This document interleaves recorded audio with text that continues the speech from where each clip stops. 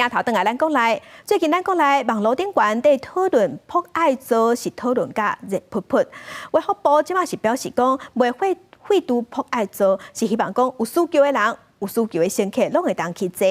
咱嘛有可能袂比较日本提出优先式这款做法，嘛会去参考各国的经验来提供咱国内修法，会当修甲更较十全。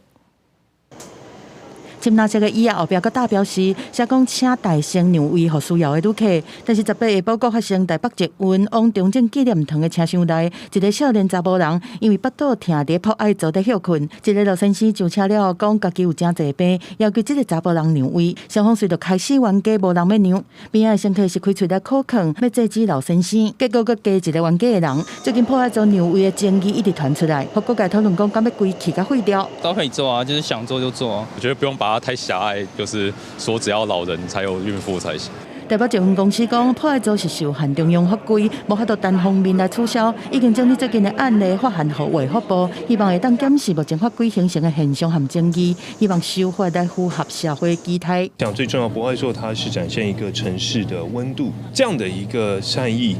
礼让的文化，是要发自内心，而不要成为道德绑架。不会废除，但是我们会吸取各国的一个经验，有点像日本的优先席，也许也是可以采取的一个。事实上，设博爱座是因为身心障碍者权益保障法第53条的规定，大众运输工具爱设置博爱座，但是博爱座若无让位，并无违法，嘛无罚则。过去有民众伫公共政策网络倡议平台提案，讲要取消博爱座，迄当中有超过8000个人附议。卫福部嘛要甲博爱座扩大到实际需要者优先会当坐草案，送入法院来审查，但因为身故人的入位任期无属审，要提登去有行政院。刚洗肾完其实身体是蛮虚弱的，或是说癌症刚化疗回来，这个都是你眼睛看不到。我们提倡是把博爱改成所谓优先使用席的概念。风声并讲，包括代替专线早晚的时段，毋是对号列车拢有设女性优先的车厢。捷运的亲子车厢是自发性的使用，毋是硬性规定。就算是日本电车设的优先式，一般的乘客嘛毋是完全拢袂当坐伫遮，